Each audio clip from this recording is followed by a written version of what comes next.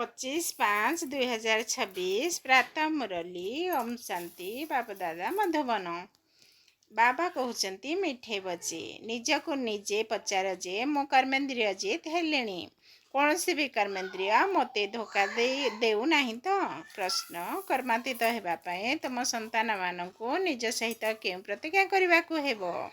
उत्तर निजे निज सहित प्रतिज्ञा कर कि कौन कर्मेन्द्रिय केबे भी चलायमान न हुंतु। मोते निजर कर्मेन्द्रिय मानू अधीन रखा हेबो। बाबा जो सब निर्देश देउछंती सेगुड़िक कार्यकारी करने को हेबो। बाबा कहते मिठे बचे कर्मातीत होगाकू हेले कौनसी भी कर्मेन्द्रिय द्वारा विकर्म कर नहीं। माया बहुत शक्तिशाली आखि बहुत धोखाबाज देखी से निजकू संजतरे रख। ओम शांति। पिला माने आत्माभिमानी होई बसिच निजकू निजे पचार प्रत्येक कथा निजे ही निजकू पचारिबा को हेबो। बाबा जुक्ति बताउचंती जे निजकू पचार मो आत्माभिमानी होई बसिची। बाबा स्मृति रहुची कहीं ना यह हेउची तुमर आत्मिक सेना। दुनिया रे सैन्य बाहिनी रे तो सर्वदा युवक माने ही भर्ती होइथांती। सेही सेना बाहिनी रे 14-15 वर्षर तरुण मध्य अछंती तो 90 वर्षर वृद्ध मध्य अछंती एवं छोट पिला मध्य रहिचंती। एही सेना हेउची माया उपरे विजय प्राप्त करिबा पई प्रत्येक को माया उपरे विजय प्राप्त करिबे हे धर्म संपत्ति बाबांक ठारू नेबाको हेबो। कारण माया को जीतिबा बहुत कष्टकर। पिला माने निजे मध्य जानिचंती जे माया बहुत शक्तिशाली। प्रत्येक कर्मेन्द्रिय बहुत धोखा दे थाए। केउ कर्मेन्द्रिय सर्वप्रथम अधिक धोखा दिए। आखि ही सबुठारू अधिक धोखा दे थाए। निजर स्त्री थाई मध्य अन्य कौनसी सुंदरी स्त्री देखिले तुरंत सेथि प्रति आकर्षित होइथांती। आखि बहुत धोखा दे थाए ताकू छुईबा को इच्छा हुए। बाबा पिला मानकू बुझाउचंती सर्वदा बुद्धि द्वारा विचार कर जे आमे ब्रह्मा कुमार कुमारी भाई भौणी अटू। एथिरे माया बहुत गुप्त रूप से धोखा दे थाए। सेथिपाई यह चार्ट रे मध्य लिखिबा दरकार जे आज सारा दिन रे केउ केउ कर्मेन्द्रिय मते धोखा देइची। सबुठारू बड़ शत्रु हैला यही आखि। तेणु एक कथा लिखिबा उचित अमुक को देखिली मोर दृष्टि चंचल हैला। सूरदासंकर मध्य उदाहरण रहिची ना। से निजर आखि ताड़ी देले निजर जांच कले जना पड़े जे आखि सबुठारू अधिक धोखा देउची। कौनसी सुंदर नारी को देखिले निज स्त्री को भी छाड़ी तांक प्रति आकर्षित होइथांती। केही जदि गीत गाइबारे होशियार होइथिबे काहार श्रृंगार भल होइथिबो तो आखि तुरंत चंचल होइजिबो। सेथिपई बाबा कहउचंती एही आखि बहुत धोखा देउची। जदिओ सेवा भी करूछंती किंतु आखि बहुत धोखा देउची। तेणु यही शत्रुर पूरा जांच करने को हेबो। नचेत बुझा पड़ो मो निजर पद को भ्रष्ट करुच्ची। बुद्धिमान पिला माने निज डायरी रे नोट करवा उचित। अमुक को देखिलु तो आमर दृष्टि खराब हैला तेणु निजे निजको दंड देवा को हेबो। भक्ति मार्ग रे मध्य पूजा करने समय जदि बुद्धि अन्य आड़ को पलाई थाए तेबे निजको चिमुटी दियंती। तेणु जदि एपरि कौनसी स्त्री सम्मुख को आसुची तेबे दूर रे रहिबा उचित। छिड़ा होई देखिबा अनुचित। आखि बहुत धोखा देई थाए। तेणु सन्यासी माने आखि बंद करी बसी थांती। स्त्री को पछरे पुरुषों को आगरे बसाई थांती। केतेक एभଳି मध्य होई थांती जे स्त्री को बिल्कुल देखी न थांती। तुम संतान मानकु तो बहुत मेहनत करने को पड़ो। विश्वर राज्य भाग नवा कम कथा नुहे। दुनिया रे तो लोके 10-20 हजार 1-2 लक्ष बा कोटिए टंका एकमात्र एकत्र करथांती एवं तांको उपरे शरीर छाड़ी चली जाती। तुम संतान मानकु तो अविनाशी संपत्ति मिलुची सब किछि प्राप्त हो जाइछि। सेठारे एपरि कौनसी जिनिस रहिबो नाही जहा प्राप्त करबा पई मुंड पिटिबा को पड़िबो। कलिजुगर अंत एवं सत्य जुगर आदि रे राति दिन फरक रही। एठारे तो किछि हेले भी नाही। वर्तमान तुमर यह पुरुषोत्तम संगम जुग। पुरुषोत्तम अक्षर निश्चिंत लिखा उचित। मनुष्य से देवता किए ତୁମେ ଏବେ ବ୍ରାହ୍ମଣ ହୋଇଛ।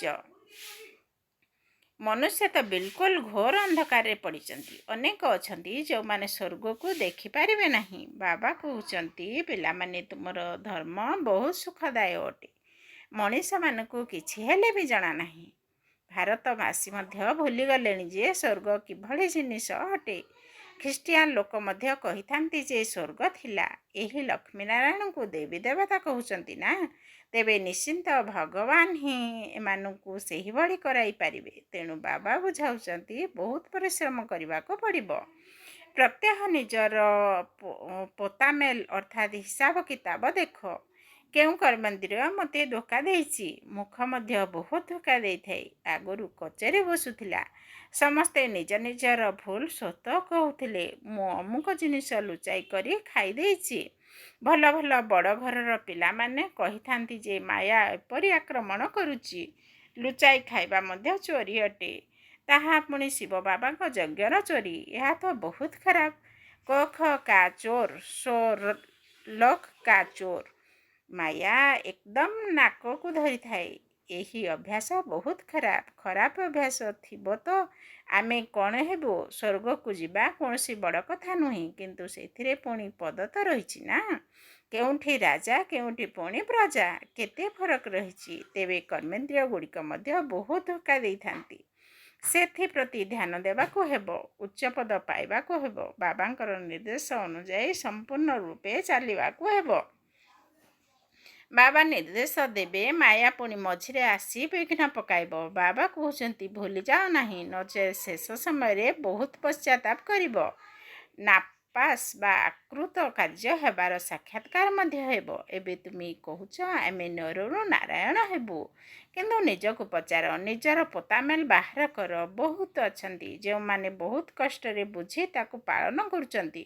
କିନ୍ତୁ ବାବା କହୁଛନ୍ତି ଏଥିରେ ତୁମର ବହୁତ ଉନ୍ନତି ହେବ। ସାରା ଦିନର ପୋତାମେଲ ବାହାର କରିବା ଉଚିତ। ଏହି ଆଖି ବହୁତ ଧୋକା ଦେଇଥାଏ। କାହାକୁ ଦେଖିବ ତ ଖିଆଲ ଆସିବ ଇଏ ତ ବହୁତ ଭଲ।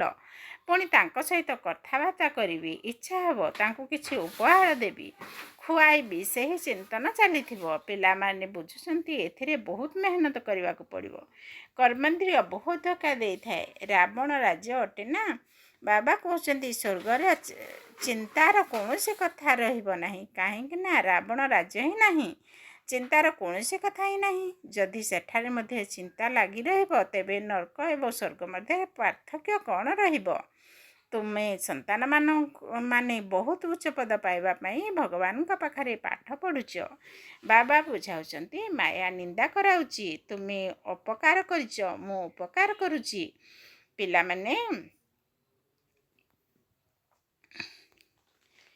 ତୁମେ ଯଦି କୁଦୃଷ୍ଟି ରଖିବ ତେବେ ନିଜର ହିଁ କ୍ଷତି କରିବ। ଏଠାରେ ବହୁତ ଉଚ୍ଚ ଲକ୍ଷ୍ୟ ରହିଛି। ସେଥିପାଇଁ ବାବା କହୁଛନ୍ତି ନିଜର ପୋତାମେଲ ଦେଖ। କୌଣସି ବିକର୍ମ କରିନାହୁଁ ତ? କାହାକୁ ଧୋକା ଦେଇନାହୁଁ ତ? ଏବେ ବିକର୍ମାଜିତ ହେବାକୁ ପଡ଼ିବ। ତୁମମାନଙ୍କ ବ୍ୟତୀତ ବିକର୍ମାଜିତ ସମ୍ବତ ବିଷୟରେ କାହାକୁ ହେଲେ ଜଣା ନାହିଁ। ବାବା ବୁଝାଉଛନ୍ତି ବିକର୍ମାଜିତ ହେବାଠାରୁ 5000 ବର୍ଷ ହୋଇଗଲାଣି।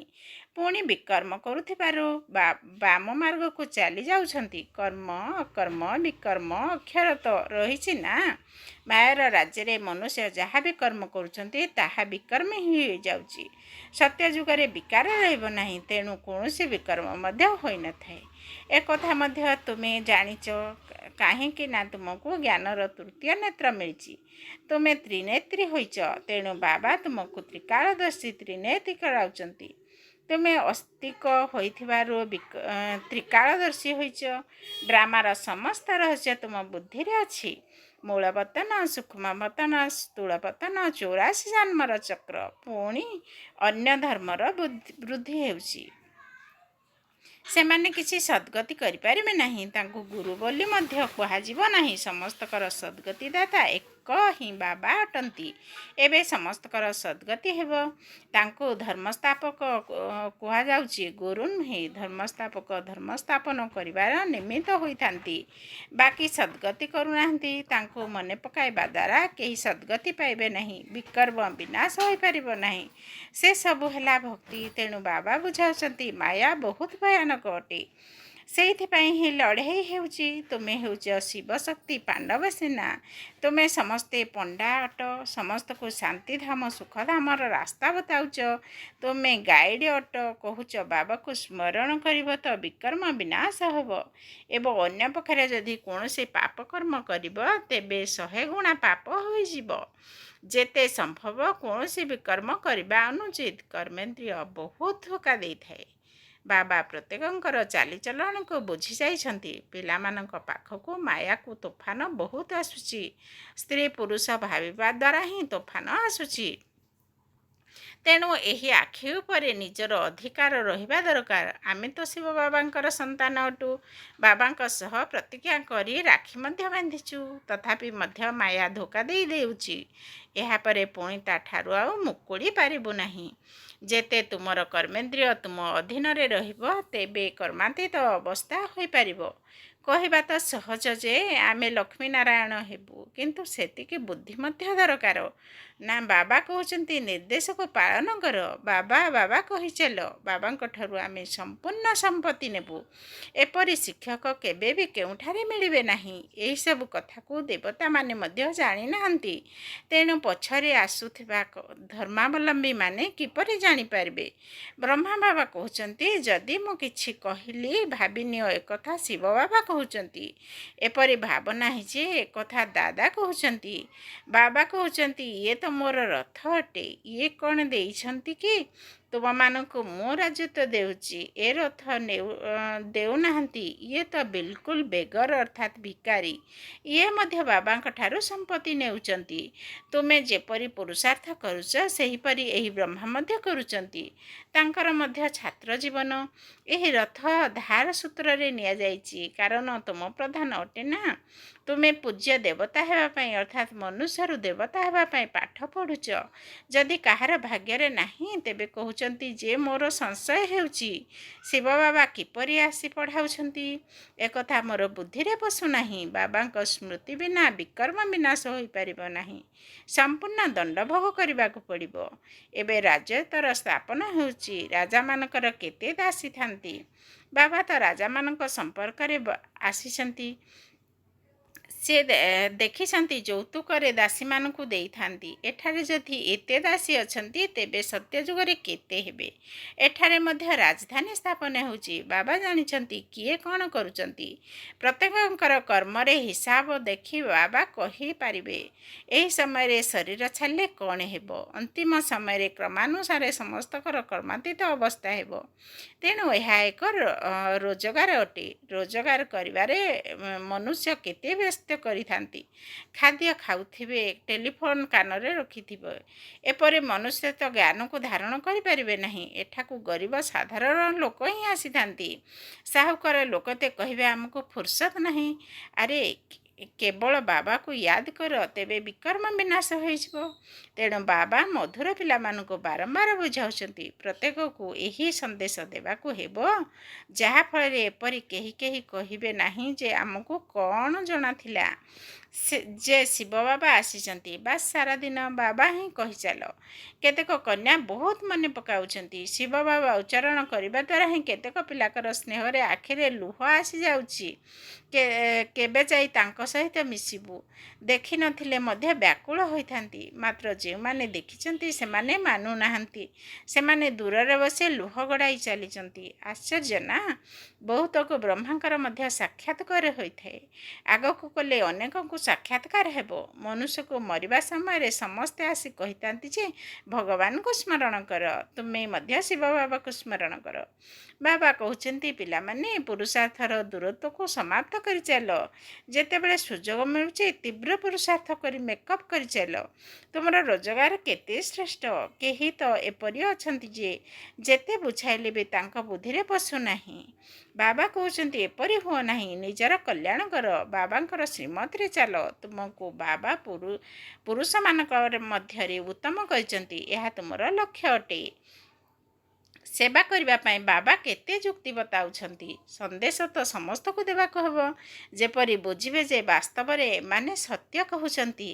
ଏହି ଲଢ଼େଇ ଦ୍ୱାରା ହିଁ ସ୍ୱତନ୍ତ୍ର ରୂପେ ଭାରତରେ ସାଧାରଣ ଭାବରେ ସାରା ବିଶ୍ୱରେ ସୁଖ ଶାନ୍ତି ହୋଇଥାଏ। ଏହିପରି ପର୍ଚ୍ଚା ସବୁ ଭାଷାରେ ଛପାଇବାକୁ ପଡ଼ିବ। ଭାରତ କେତେ ବଡ଼ ଅଟେ, ତେଣୁ ପ୍ରତ୍ୟେକ ଏହି କଥା ଜାଣିବା ଉଚିତ। ଏପରି କେହି ଯେପରି କହିବେ ନାହିଁ ଯେ ଆମେ ଜାଣି ହିଁ ପାରିଲୁ ନାହିଁ। ତୁମେ କହିବ, ଆରେ ଉଡ଼ାଜାହାଜରୁ ପର୍ଚ୍ଚା ପକାଇଲୁ, ଖବରକାଗଜରେ ବାହାର କଲୁ, ତୁମେ ଜାଗ୍ରତ ହେଲ ନାହିଁ, ଏକଥା ମଧ୍ୟ ଦେଖାଇ ଦିଆଯାଇଛି। ଆଚ୍ଛା, ମିଠା ମିଠା ଶିଖିଲତେ ସନ୍ତାନମାନଙ୍କ ପ୍ରତି ମାତା ପିତା ଦାଦାଙ୍କର ମଧୁର ସ୍ନେହ ସମ୍ପନ୍ନ ଶୁଭେଚ୍ଛା ଏବଂ ସୁପ୍ରଭାତ। ଆତ୍ମିକ ପିତାଙ୍କର ଆତ୍ମିକ ସନ୍ତାନମାନଙ୍କୁ ନମସ୍ତେ। ଆତ୍ମିକ ସନ୍ତାନମାନଙ୍କର ଆତ୍ମିକ ବାପଦାଦାକୁ ନମସ୍ତେ ନମସ୍ତେ ନମସ୍ତେ। ସୁପ୍ରଭାତ। ଧାରଣା ପାଇଁ ମୁଖ୍ୟ ସାର। 1 ନମ୍ବର ପଏଣ୍ଟ, ନିଜ ଭିତରେ ଯାହା କିଛି ବି ଖରାପ ଅଭ୍ୟାସ ରହିଛି ସେଗୁଡ଼ିକୁ ଯାଞ୍ଚ କରି ବାହାର କରିବା ପାଇଁ ମେହନତ କରିବାକୁ ହେବ। ନିଜର ସଚ୍ଚା ଚାର୍ଟ ଲେଖିବାକୁ ହେବ। ବାବାଙ୍କ ଉଦ୍ଦେଶ୍ୟ ଅନୁସାରେ ଚାଲିବାକୁ ପଡ଼ିବ। ନିଜ ଭିତରେ ଯାହା କିଛି ବି ଖରାପ ଅଭ୍ୟାସ ରହିଛି ସେଗୁଡ଼ିକୁ ଯାଞ୍ଚ କରି ବାହାର କରିବା ପାଇଁ ମେହନତ କରିବାକୁ ହେବ। ନିଜର ସଚ୍ଚା ଚାର୍ଟ ଲେଖିବାକୁ ହେବ। ବାବାଙ୍କ ନିର୍ଦ୍ଦେଶ ଅନୁସାରେ ଚାଲିବାକୁ ପଡ଼ିବ। 2 ନମ୍ବର ପଏଣ୍ଟ, ଏଭଳି କୌଣସି କର୍ମ କରିବା ଅନୁଚିତ ଯାହାଦ୍ୱାରା ବାବାଙ୍କର ନାମ ବଦନାମ ହେବ। ନିଜର ଉନ୍ନତି ବିଷୟରେ ଚିନ୍ତା କରିବାକୁ ହେବ, ଟିକିଏ ବି କୁଦୃଷ୍ଟି ରଖିବାର ନାହିଁ। 2 ନମ୍ବର ପଏଣ୍ଟ, ଏଭଳି କୌଣସି କର୍ମ କରିବା ଅନୁଚିତ ଯାହାଦ୍ୱାରା ବାବାଙ୍କର ନାମ ବଦନାମ ହେବ। ନିଜର ଉନ୍ନତି ବିଷୟରେ ଚିନ୍ତା କରିବାକୁ ହେବ, ଟିକିଏ ବି କୁଦୃଷ୍ଟି ରଖିବାର ନାହିଁ। ବରଦାନ, ସ୍ଥୂଳରେ ବା ସୂକ୍ଷ୍ମରେ ପ୍ରତ୍ୟେକ ଆଜ୍ଞାକୁ ପାଳନ କରୁଥିବା ସମ୍ପୂର୍ଣ୍ଣ ଆଜ୍ଞାକାରୀ ଭବ। ସ୍ଥୂଳ ଆଜ୍ଞାଗୁଡ଼ିକୁ ପାଳନ କରିବାର ଶକ୍ତି ସେହି ପିଲାମାନଙ୍କ ଭିତରେ ଆସିପାରିବ ଯେଉଁମାନେ ସୂକ୍ଷ୍ମ ଆଜ୍ଞାଗୁଡ଼ିକୁ ପାଳନ କରୁଥିବେ।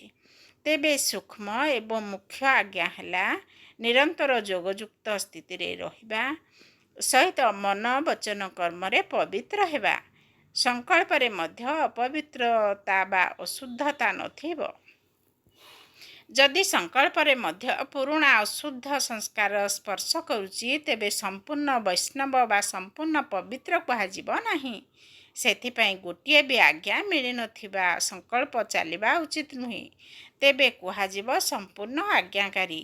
ସ୍ଲୋଗାନ, ବାବାକୁ ଜାଣି ଦିଲର ସହିତ ବାବା କହିବା ସବୁଠାରୁ ବଡ଼ ବିଶେଷତା ଅଟେ।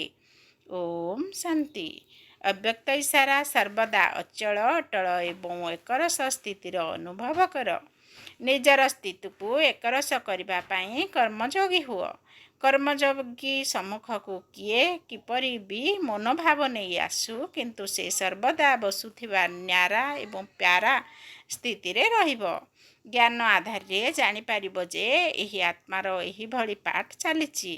ସେ ଭଲକୁ ଭଲ ମନେ କରି ସାକ୍ଷୀ ହୋଇ ରହିବ ଏବଂ ଖରାପକୁ ଦୟାଶୀଳ ହୋଇ ଦୟା ଦୃଷ୍ଟିରେ ଦେଖିବା ସହିତ ତାକୁ ପରିବର୍ତ୍ତନ କରିବାକୁ ଶୁଭ ଭାବନା ରଖି ସାକ୍ଷୀ ହୋଇ ରହିବ। ଏହା ହିଁ ହେଉଛି ଏକରସ ସ୍ଥିତି ନିର୍ମାଣ କରିବାର ଆଧାର। ଓମ୍ ଶାନ୍ତି।